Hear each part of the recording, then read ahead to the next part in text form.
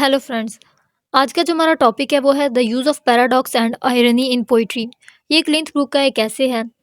हमारी content list में 4 topics हैं क्लिंथ ब्रूक्स के। उसमें सबसे पहला ये है the use of paradox and irony in poetry. फिर है the use of irony. Third one है the what does poetry communicate and what is heresy of paraphrase. आज हम बात करेंगे the use of paradox and irony in poetry. तो चलें इसे स्टार्ट करते हैं। अकॉर्डिंग टू क्लिंथ ब्रूक, ये जो पैराडॉक्स और आयरनी है ये इनडायरेक्ट वेज ऑफ एक्सप्रेशन है। यानी ये इनडायरेक्ट वे है एक्सप्रेशन के, और ये सिर्फ इंटेलेक्चुअल्स, पैराडॉक्सिकल और विटी पीपल ही यूज़ कर सकते हैं। दूसरी साइड पे वो कहते हैं कि पोइट्री जो है वो expression of emotions and imaginations है। कुछ लोग ये कहते हैं कि पैराडॉक्स या आयरनी जो है इनका पोइट्री के साथ कोई लेना देना नहीं है, लेकिन ये जो ऑथर हैं वो ये कहते हैं कि paradox is the natural language of poetry.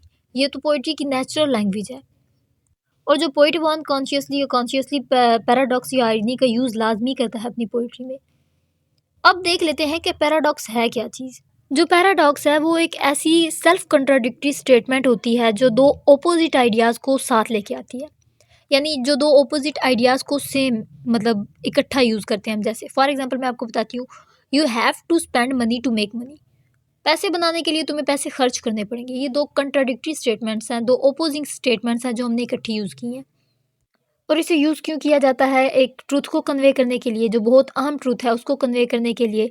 उसके अलावा जो राइटर्स हैं वो अपनी राइटिंग में इसलिए यूज़ करते हैं एक सरप्राइज़ की सिचुएशन पैदा करने के लिए, और जो रीडर्स हैं उनकी अटेंशन को कैप्चर करने के लिए। And it is highly intellectual in tone. ये हाईली इंटेलेक्चुअल होते हैं। पैराडॉक्स के एक सेकंड वेरिएंट भी देख लेते हैं। पैराडॉक्स मतलब ये वो सिचुएशन या वो स्टेटमेंट भी हो सकती है जो एक्सेप्टेड ओपिनियन के कॉन्ट्ररी हो। यानी जो जो एक्सेप्टेड ओपिनियन है सोसाइटी के उसके ये खिलाफ हो। ये अपेरेंटली अब्सर्डिटी भी इसमें पाई जाती है, ये फंटेस्टिक भी होती है, लेकिन ये रिफ्लेक्शन होता है एक जो इसेंशियल ट्रू है। जो एक ट्रूथ है, जो सच्चाई है, उसका एक रिफ्लेक्शन होता है जो शो करता है। सोफिस्टिकेटेड राइटर जो है वो पैराडॉक्स का एक्सटेंसिव यूज़ करते हैं ताकि वो अपनी बात को कन्वे कर सके रीडर तक। अब उसके बाद हम लोग टाइप्स ऑफ पैराडॉक्स देख लेते हैं। उसमें सबसे पहले है लॉजिकल पैराडॉक्स। ये जो लॉजिकल पैराडॉक्स है ये बेसिकली सेल्फ रेफरेंशियल स्टेटमेंट्स होती हैं या कंट्राडिक्शंस होती हैं। यहाँ पे एक एग्जांपल दी गई है, टी.एस. इलियट की एक पोएम है लव सॉन्ग्स ऑफ एल्फ्रेड प्रूफरोक। तो यहाँ पे वो जो प्रूफरोक है वो क्लेम करता है कि वो प्रिंस हैमलेट की तरह नहीं है। Actually he is more indecisive and inactive than prince Hamlet. Prince Hamlet क्या था? इनएक्टिव सा था, वो फैसले नहीं जल्दी कर पाता था। वो प्रूफरोक कहता है कि मैं हैमलेट नहीं हूँ, बल्कि मैं तो उससे भी गया गुजरा हूँ। उसके बाद जो सेकंड टाइप है वो है सिमेंटिक पैराडॉक्स। ये वो पैराडॉक्स हैं जिसमें एम्बिग्विटीज़ पाई जाती हैं या कंट्राडिक्शंस इन लैंग्वेज। जो लैंग्वेज की कंट्राडिक्शन है या एम्बिग्विटीज़ हैं वो इसमें पाई जाती हैं। सिमेंटिक का क्या मतलब है? मीनिंग। तो एम्बिग्विटीज़ का मतलब होता है कि एक ऐसा वर्ड जिसके एक से ज़्यादा मीनिंग्स हो। जो मीनिंग्स के अंदर पैराडॉक्सिटी होती है या जो कंट्राडिक्शन होती है उसे सिमेंटिक पैराडॉक्स कहते हैं। For example, I have learned knowledge from ignorant people. ये सिमेंटिक पैराडॉक्स है।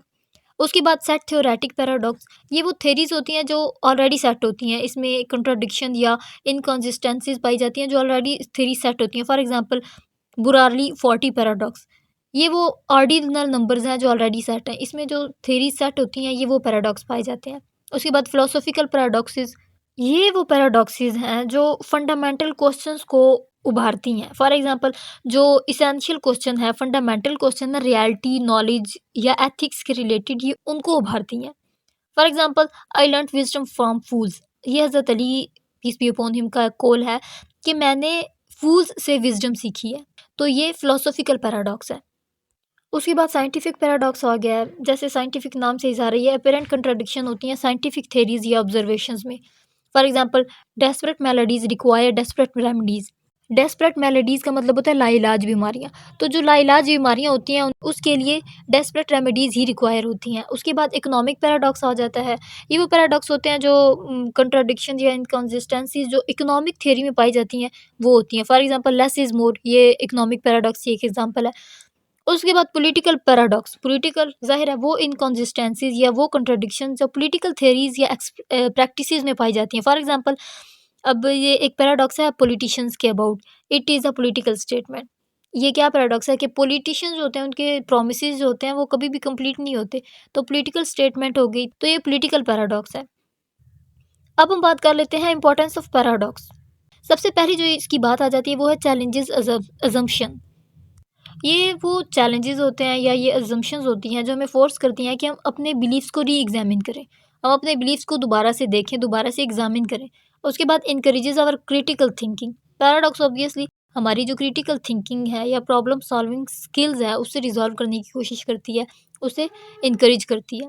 उसके बाद रिवील्स कॉम्प्लेक्सिटीज़। पैराडॉक्स बेसिकली उन कॉम्प्लेक्सिटीज़ को रिवील करता है जो हमारी डीपर अंडरस्टैंडिंग को एनकरेज करता है। उसके बाद प्रोमोट्स क्रिएटिविटी। जो पैराडॉक्सेस हैं वो हमें जो क्रिएटिव सॉल्यूशंस हैं उनकी तरफ लेके जाता है, जो न्यू पर्सपेक्टिव्स हैं वो हमें दिखाता है। तो उसके बाद इंक्रीज सेल्फ रिफ्लेक्शन। जो पैराडॉक्स हैं वो सेल्फ रिफ्लेक्शन और पर्सनल ग्रोथ की तरफ लेके जाते हैं। फिर आ जाता है हाईलाइट्स कंट्राडिक्शंस। कंट्राडिक्शंस को हाईलाइट करता है या जो इनकंसिस्टेंसीज हैं जो हमें हमारी अंडरस्टैंडिंग को लीड करती हैं उनको ये इंकरेज करता है। उसके बाद फोस्टरिंग एम्पैथी। फोस्टर एम्पैथी यानी ये जो पैराडॉक्स होता है ये हमारी एम्पैथी को इंक्रीज करता है हमें ओपोजिंग व्यूज दिखा के। उसके बाद इंकरेजेस ओपन माइंडेडनेस। ऑब्वियसली जो पैराडॉक्स है वो ओपन माइंडेड अप्रोच को रिक्वायर करता है और कंसीडर करता है मल्टीपल पर्सपेक्टिव्स को। उसके बाद leads to new insights. Paradox हमें न्यू इंसाइट्स की तरफ लेके जाता है, deeper understanding of the world.